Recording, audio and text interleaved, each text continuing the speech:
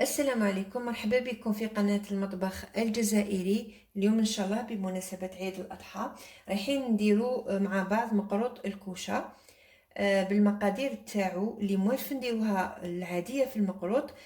فقط رايحين نقصوا الكيلة تاع الفرينة اللي كنا نديرو نص كيلة، رايحين نديرو ربع فقط، حوالي 3 مغارف كبار تاع فرينة. واش رايحه نزيد لهم كيلة تاع السمن، يكون هكذا، تحبوا تذوبوا تحبوا ديروا هكايا يعني غامولي، ناقص اصبع رايحه نكملها بالزيت.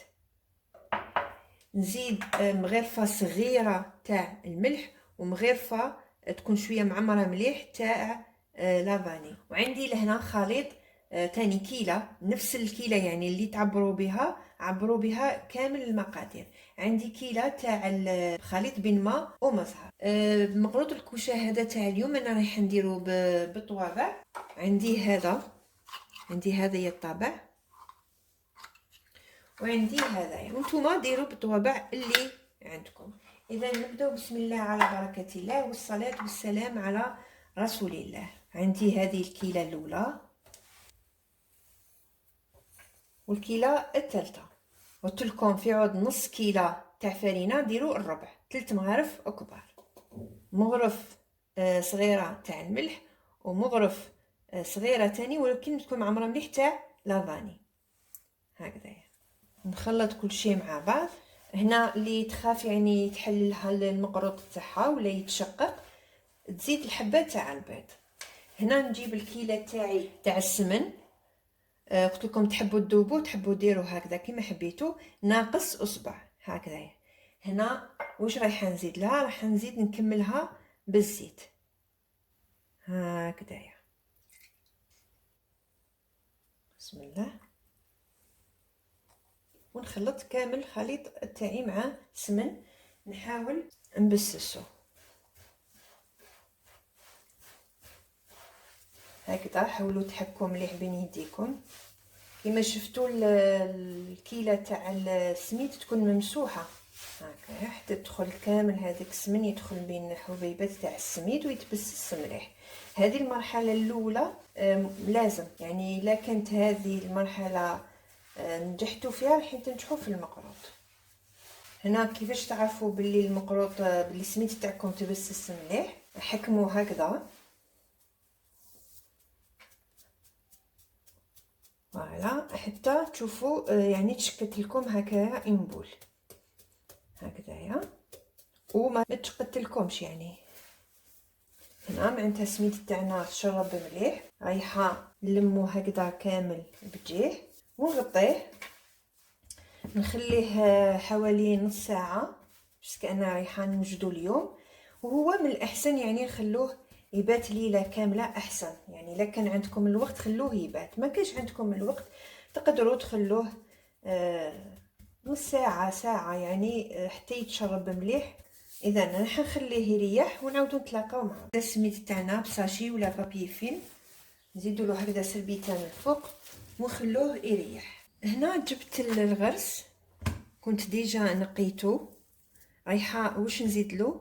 رايحه نزيد له حوالي مغرفه معمره مليح تاع الجنجلان، ورايحه نزيد له تاني حوالي هكا مغرفه كبيره تاع السمن، وتاني شويه تاع المزهر. اذا نبدا نخلط هذا الجنجلان يكون محمص، حندخلوه مليح في التمر، ورايحه نزيد له هكذا كما قلت لكم شويه تاع السمن. هنا الا حبيتوا ديروا القرفه تزيدوا ديروها حتى يطرى لكم مليح الغرس نتاعكم. هنا كي يدخل لكم السمن مليح بداو تزيدوا بشويه المزهر. هنا نجيب المزهر ونبدا نرش بشويه هكذايا حتى تحسوا بالعجينه تاع التمر بدات تطلق في روحها وبدات تطرى. نزيد رشه هكذا شغل راكو تعجنوا حتى تشوفوا اللون تاعو تبدل. دوك نوري لكم القوام نتاعو، شوفوا القوام تاعو كيفاه. هنا رايحين نديرهم دي بول صغار باش نفخسي بهم المقروط نتاعي، وعلى حسب المول اللي عندكم. فوالا حنديرهم هكا دي بول. انا رايحه نوجدهم دي بول ونغطيهم، ولو طون اللي السميد تاعي يريح شويه نعاود نولو مع بعض. هنا كما كنتوا تشوفوا معايا السميد تاعي شرب مليح. شوفوا كيفاش ولا يعني لاباط هذه ولات معلكه. فوالا شوفوا هنا مانيش رايحين نخلطوا كل شيء باش ما يغلبكمش. جيبوا هكذا لين واحد اخر هكذا، نحو هكا ان كونتيتي كميه هكذا. رايحه نزيدوا لها الماء والمزهر غير بشويه. بسم الله، زيدوا بشويه وخلطوا غير بالاصابع هكذا حتى تحسوا العجينه تاعكم بدات تتلم. هنا واش نديرو؟ نخلوه يريح حوالي 5 دقائق ونعاودو نولو ليه. هنا بعد ما جازو 5 دقائق شوفوا معايا كيفاش ولا الخليط تاعكم. عاود نشف. دوكا واش رايحين نديرو؟ رايحين نزيدو نرشو بالماء والمزهر حتى يولينا عجينه. شوفوا معايا ودوك نوري لكم كيفاش ولا وقتاش تحبسوا الماء والمزهر. بسم الله هكذا، ونخدموا غير بالاصابع. هذا ما كان حتى تحسوا الخليط تاعكم ولا رايح يولي عجينه. هنا لازم تعطولو يعني حقه تاع الماء والمزهر باش كي يطيب ما يتشقق لكمش. يعني كي طيب الحبه تاع المقروط تاعكم ما يتشقق لكمش. نزيدو رشه. بسم الله، ما تخافوش يعني تقولوا روح له تبساس ولا لا، هو راه داه تاني حقه تاع التبساس. شوفوا كيفاش يولي لكم، وهي كل ما تريح كل ما تزيد تنشف. معناتها دوكا حنا كي وصلنا لهاد المرحله نبداو نشكلو في المقروط تاعنا. دوكا ما نخلوش يزيد يريح وباه ما يزيدش ينشف لنا. شوف هكذا. اذا نجيبوا لي مول اللي رايحين نستعملوهم. انا لهنايا دهنتهم بشويه تاع الزيت. راح نستعمل هذا ونستعمل هذا. بالنسبه للافاس درت هكذايا كشغلت دي بوس هكايا صغار تاع الغرس. هنا بالنسبه للحجم تاع الغرس والحجم تاع الكريات، هنا واش اللي راح نديروهم تاع السميد على حساب المول.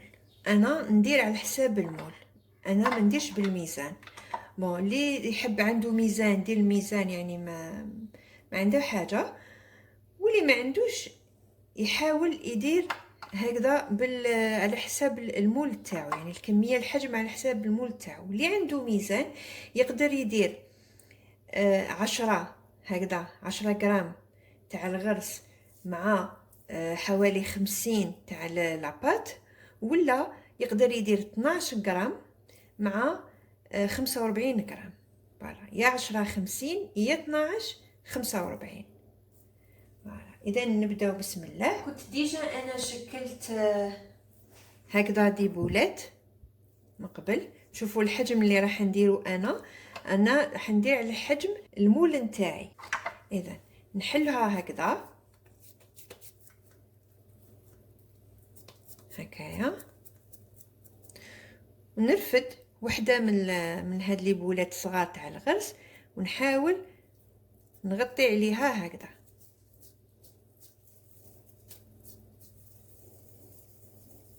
حطها هكذا داخل وما ديروش على يدكم، حطوا مباشره على بلون طرافاي تاعكم ونضغطوا شويه هكذا، وحاولوا غير بالعقل تجبدوا باش يعني ما يخسر لكمش هاد لي تراس تاع المول نتاعكم. فوالا كيما راكم تشوفوا. نعاود معاكم. بسم الله. قلت لكم ديما على حساب المول تاعكم. حلوا العجينه هكذا. فوالا، حاولوا هنا الداخل كي تكونوا تغلقوا في العجينه تاعكم ما تخلوش الهواء يدخلها، حاولوا تلصقوا هكذا مليح من الطرف ومن بعد غلقوه من الفوق. فوالا هكذا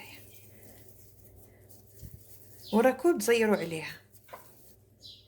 فوالا ضغطوا غير بشويه هكا. فوالا حاولوا تجبدوا غير بالعقل باه ما تخسرلكمش الحبات تاعكم. فوالا نزيدوا النوع تاع المول هذا تاع المكرطه. بسم الله، نحطها هكذايا.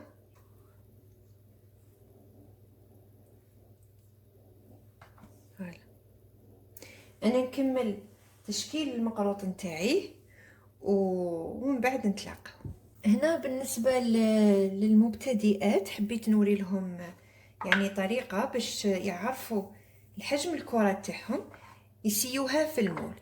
يديروا هكذا ينبول، يدخلوها الداخل بلا الغرس نتاعها، بلا لافاس هكذا يدخلوها، يشوفوا القيس تاعها، لا كان زائد ينقصوا، لا كانت يعني يعني قد المول يخلوها.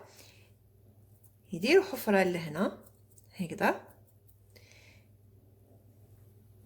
يجيبوا الغرس تاعهم ويعاودوا يغلقوه هكذا، زيروا مليح. عاود يدير لابول تاعك هكذا، عاود رجعيها في المول هكذا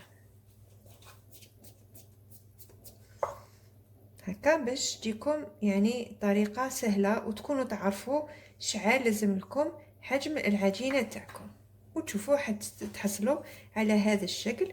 وحاولوا يعني ما تزيروش عليه من بيديكم باش ما يخسر لكمش هذا الادخاس. هنا راني كملت الحبيبات تاوعي تاع المقروط، التشكيل تاعهم كما راكم تشوفوا. رايحه نثقبهم هكذا 2 ثقبات ولا 3 باش كي ندخلوهم للفور يطيبوا ما يتشققوناش. فوالا رايحه نشعل الفور تاعي على 160 درجه. الطياب تاعهم يكون يعني دوغي، يكون ذهبي، ما تخلوهمش يتحمروا بزاف. لخاطرش لو كان يتحمروا بزاف رايحين يعني المقروط تاعكم راح يولي يابس، راح ينشف لكم بزاف في الكوشه. ندخلهم يطيبوا ونتلاقاهم من بعد في التعسال ديالهم. هنا نروحوا لمرحله التعسال. راني دوك جبتهم يعني من الفور، ندخلهم مباشره في العسل. لازم تكون العسل بارده هكذا باش يشربوا مليح.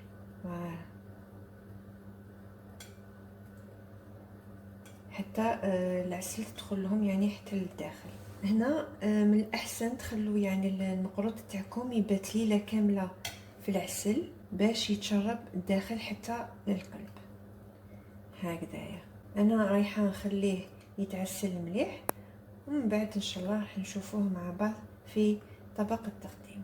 بعد ما عسلت المقروط نتاعي خليته بات ليله كامله، زينته بهذه الطريقه. يبقى التزيين لكم اختياري، كما تقدروا تستغناو عليه تقدموه هكذا.